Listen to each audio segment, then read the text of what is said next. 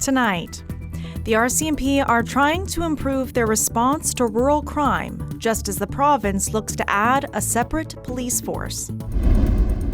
And who are we ready to fight? Mosaic Potash. a Saskatchewan First Nation says it's getting a raw deal from a potash company mining on its traditional territory. Plus, the Rough Riders might be absent from the Grey Cup game, but some former players are still making an appearance. This is CBC Saskatchewan News.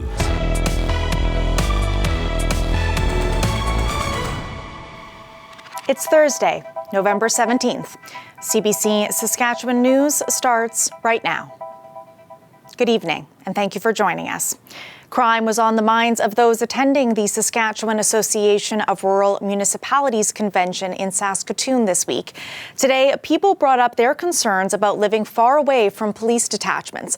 The commanding officer of the RCMP in Saskatchewan says it's a growing challenge. The CBC's Kendall Latimer has more.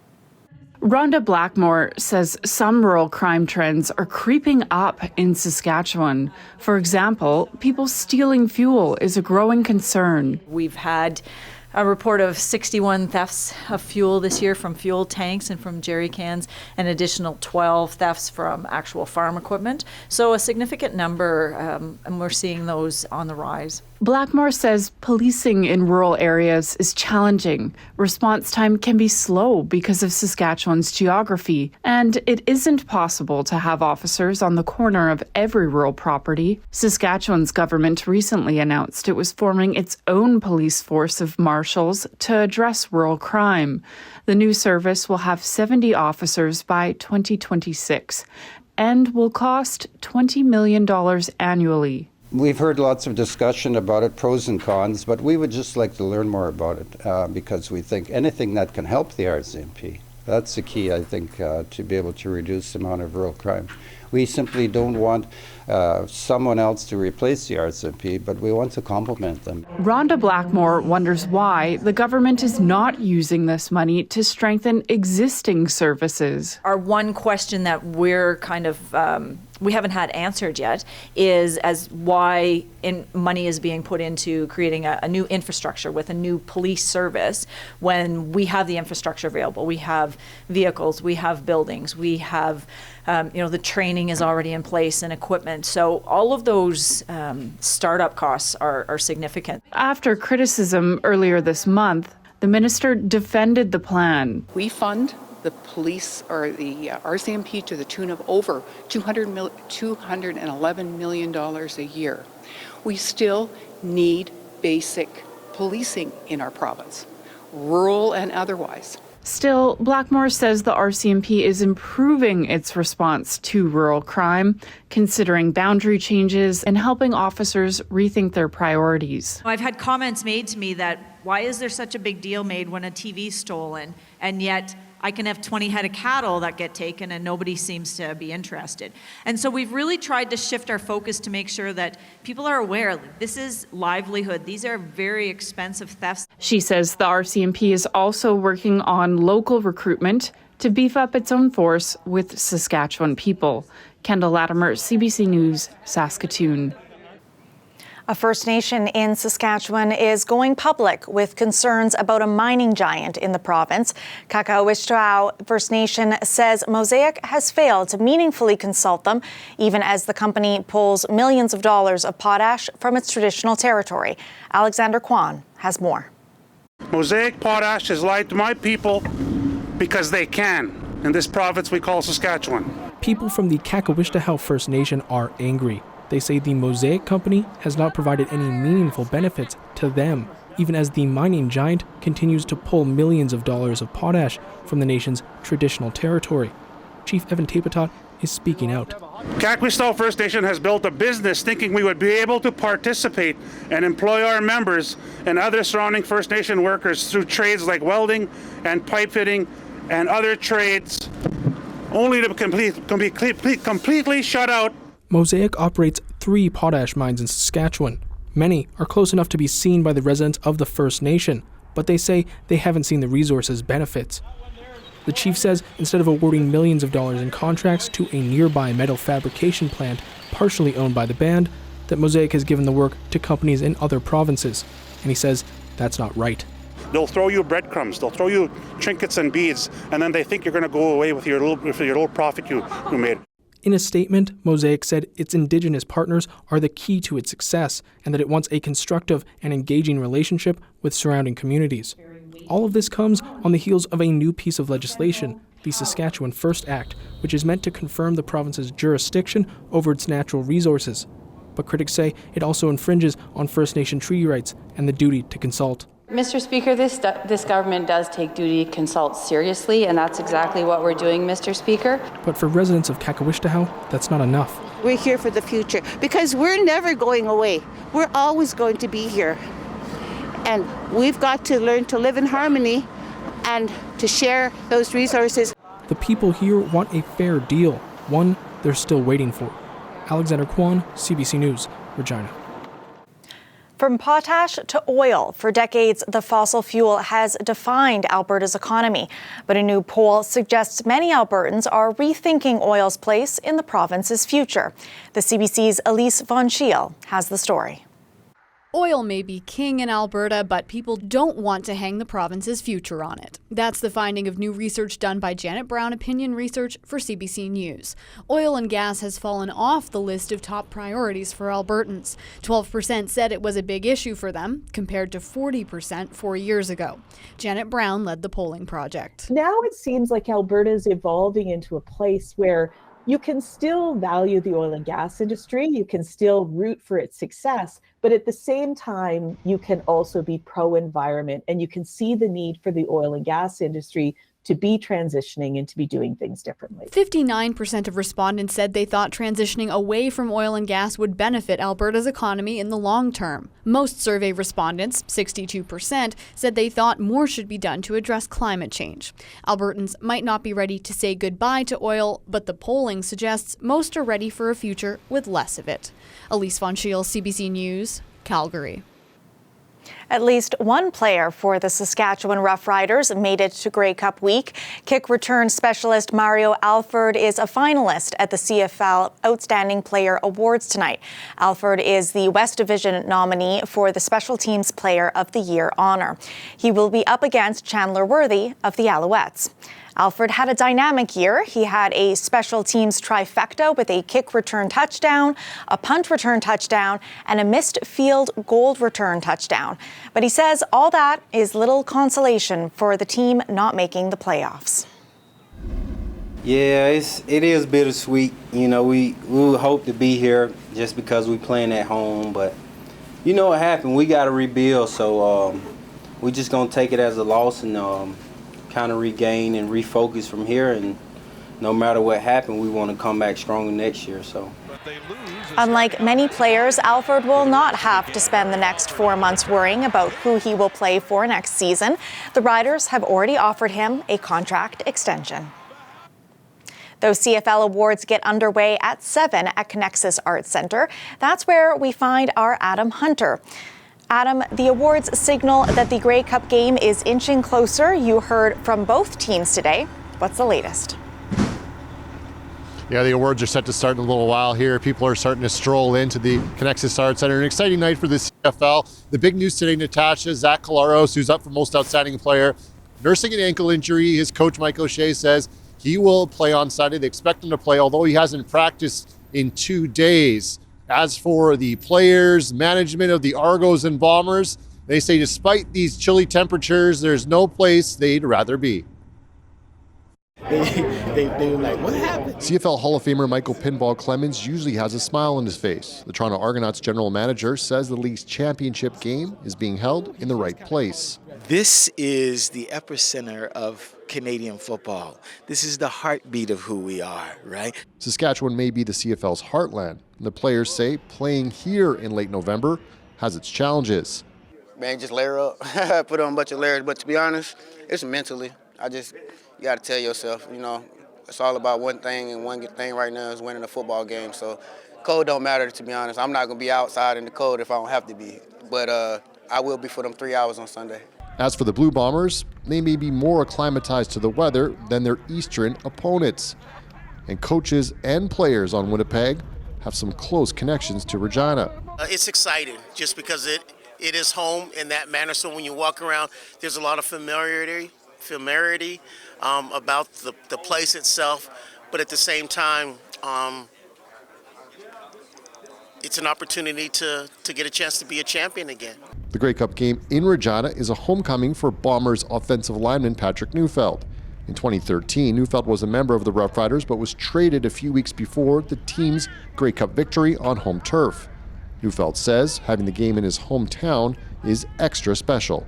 It's kind of come full circle. You know, I started my high school or my football career in high school, and I play games at the old Mosaic Stadium, and to be able to come back here for a Grey Cup week and be able to play in the game is pretty cool. So I'm trying not to let it affect me too much, thinking of all the nostalgia and stuff, but you know, being able to reach out to friends and family here in town is pretty great. And Natasha, Patrick Neufeld had some good news this week. Apart from playing in his third straight Grey Cup game, he was named a CFL All-Star. His teammates and the coaches today are very happy for him. Great. So, Adam, what's happening tomorrow? The big news on the agenda tomorrow will be the Commissioner's State of the League, Randy Ambrosie, a meeting with the media to discuss issues pertaining to the CFL, the most important things. That starts at 8 in the morning. Then we'll get our last chance to see the Bombers and Argos take the Mosaic Stadium turf for the final time for their last big practice before Sunday's game. They do have a walkthrough on Saturday, but tomorrow will be their final tune-up before Sunday's game. Natasha? Thanks for that, Adam. That is CBC's Adam Hunter reporting live in Regina tonight. An emergency wellness center in Saskatoon is nearly ready to welcome visitors. We've got to come together and be united to support each other. We have to. The media got a sneak peek of the facility in the Fairhaven neighborhood yesterday afternoon. The Saskatoon Tribal Council is opening the space to get people off the streets this winter. Everyone is welcome as long as no drugs or alcohol are consumed on site.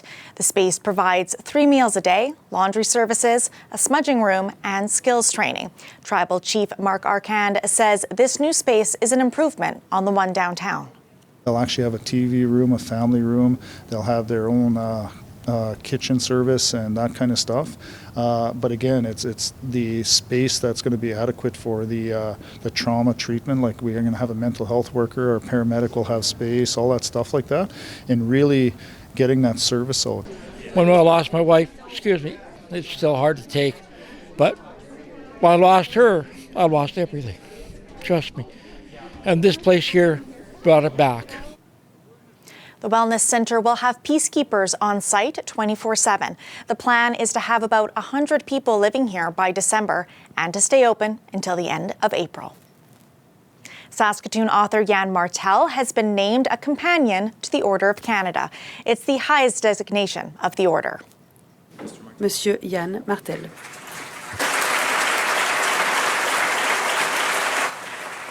Martel's stories have touched the lives of millions of people across the globe. He's best known for his novel Life of Pi. The 2001 publication is considered one of the most influential works in the 21st century. In addition to his writing, Martel is being recognized for his philanthropy.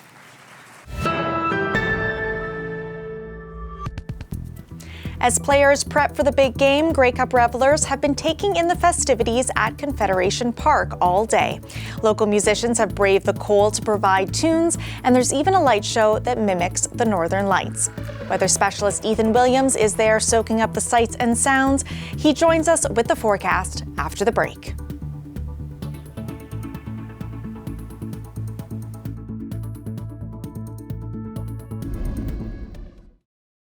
This weather update is brought to you by Capital GMC Buick Cadillac.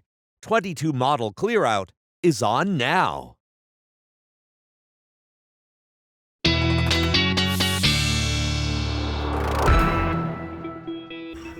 Back to Confederation Park, where weather specialist Ethan Williams is enjoying Grey Cup festivities. What's it like out there, Ethan? Oh, it's a little chilly, Natasha, but, I chose the coldest day to come outside for the Grey Cup Festival. But, it's not all that bad. We got a fire going behind us here, and this festival goes for the next few days. So make sure you stop by and enjoy it, because there are warmer things ahead in our forecast. But it was sure colder today than it was this time yesterday. Let's take a look at just how much colder it was. And in a lot of south and central Saskatchewan, we're looking at 10 to 12 degrees colder this afternoon versus yesterday afternoon. And in fact, as we take a look right now at current temperatures, we're sitting into the mid to upper minus double digits, the teens right now at this point. All of us kind of sitting around that at this point. But our skies have cleared for the most part. We're not looking at a lot of cloud cover today, and it looks like we will continue to see some clearing conditions heading into tomorrow. Now, it will be windy again tonight. Those gusts likely going to be blowing around some snow. It's calmed down a little bit right now, but as we head into tomorrow, we are still looking at those wind gusts thanks to a low pressure system in Manitoba. Some snow is possible on the eastern side of the province. And then as we head into Saturday, we are looking at some snow potentially moving through the northern portions of the province along kind of that eastern side again. But really, we're not looking at too much accumulation from that. We are going to still be caught between troughing to our east and ridge to our west, and that really tight color gradient that you see there is what is causing those very high wind gusts that we're kind of caught in between those two systems. And today we have seen wind gusts still very strong between 40 and 50 kilometers an hour throughout much of the province. Going through the night tonight, those gusts are going to continue to blow, as I mentioned. Heading into tomorrow afternoon, they'll pick up again between 50 and 60 kilometers an hour out of the northwest. Then heading into Saturday, looks like we finally get some relief from those gusts. Let's take a look at our next 7 days in Regina. Yes, there is a warm-up coming. We are looking at northwest gusts between 30 and 50 kilometers an hour tomorrow, -6 under mostly cloudy conditions, but we should get clearing as we head through the day. Looks like a mix of sun and cloud for Saturday and Sunday. And look at that, the Grey Cup game on Sunday probably having the best weather of all so far. Monday and Tuesday we'll continue to see very warm temperatures. We could see a little more snowfall moving in on Wednesday and Thursday, but those overnight lows actually are going to be staying quite nice above the double-digit mark as we head into the middle of next week. Saskatoon, we are looking for mostly cloudy conditions tomorrow. Again, should get clearing, but gusty conditions still. And then as we head into Saturday, Sunday, we do get clearing. There is a chance that we could see some flurries on Monday. Clearing again on Tuesday, bit of a cool down for Wednesday, but then warming up on Thursday. And again, both of those days, there is a chance that we could see some flurries, but again, not too much accumulation from that. So overall, we are looking at temperatures remaining quite nice in much of the province as we head throughout these next few days here. Now, there is lots going on here at Real District in Regina. But if you are somebody who maybe likes theater, there is a football-themed theater event happening in town. Globe Theatre is putting on a show called Number 34. It is the story of legendary Saskatchewan Rough Rider George Reed. And recently I got a chance to talk to a couple of the stars of that show. We were down at the half, and no one had a thing to say during halftime. We were headed back to the field when Coach Keys goes, "Only 3 men will be touching the ball for the rest of the game. The center's going to snap the ball to Ron, and Ron's going to hand it off to George." When I first was asked to do the show, I didn't know about George Reed at all. My name is Jeremiah Sparks, and I play George Reed.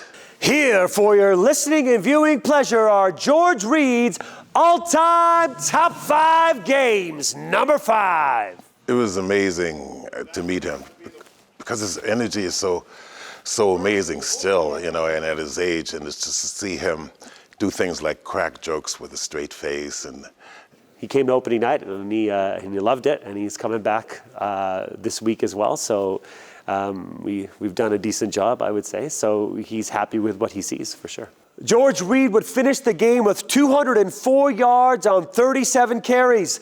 Hi, my name is Manish Sharma, and I play Harry's son, and I'm also the playwright of the piece. My first game in the CFL. I hope that they feel that the show is about family football and heroes, that they're proud to be from Saskatchewan, and that George Reed is our hero. George's whole thing was moving forward, and when your heart is in something, it's a power that comes with that. So if you're doing anything, put your heart into it, and you'll always be able to just move forward. The show is a show about resilience and strength and heart. Because I wasn't supposed to be on that field, and yet I was.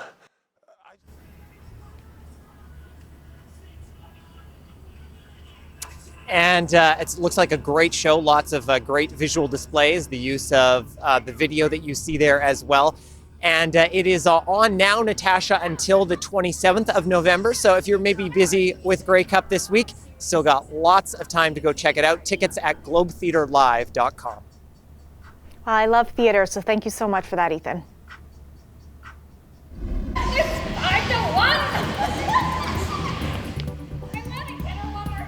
It may not look any easier than the real deal, but virtual reality dodgeball probably hurts a lot less. It's one of a few games on offer in the digital zone at the International Trade Center as part of Grey Cup Week.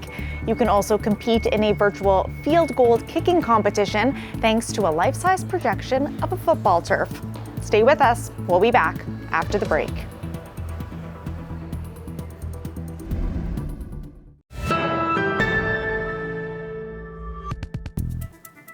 Ukraine's capital was among several cities hit by Russian airstrikes today, part of a wave of attacks on energy facilities.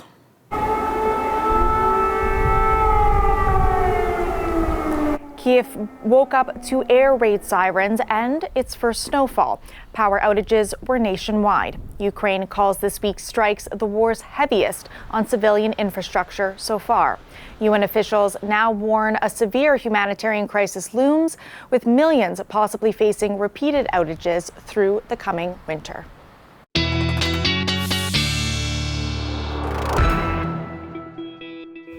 Back to Ethan now with one last look at our forecast. And it will remain chilly overnight, Natasha, but we will start to warm up. Let's take a look at our temperature tomorrow morning. At 8 a.m. in Regina, we will be at -10. Mostly cloudy conditions. Those winds still going to be quite gusty out of the northwest. And getting to noon, yes, we will hit minus single digits. Still going to be mostly cloudy, though, and those winds picking up close to 50 kilometers an hour. In Saskatoon, we'll actually be above -10 by the time we hit 8 a.m. tomorrow morning. Mostly cloudy conditions, winds out of the northwest around 40 kilometers an hour or so. And by the time we hit the noon hour, those winds staying about the same. Not warming up a whole lot. We're still below average for this time of year, but -6, hey, that isn't too bad after these last couple of days. If you want to come join me down here tonight at the Street Festival, going to be a bit chilly. You're going to need some layers. -17, that wind chill feeling closer to -27, but we will see a warm up, Natasha. Warmer days ahead here at the festival. Thanks for that, Ethan, and I hope you stay warm tonight. The idea of sheltering from the winter weather inspired a few artists as they worked on new pieces for Regina's downtown. These popped up in Victoria Park this week in conjunction with the Grey Cup Festival. You'll find nooks and crannies to poke your nose into as you check out the art, while being encouraged to explore the outdoors. There's even an ode to pigeons who seem to embrace downtown environments no matter the weather. That's it for us tonight. For news anytime, head to cbc.ca/sask. Glenn Reed will be back with more local news at 11. Thanks for watching and have a great night.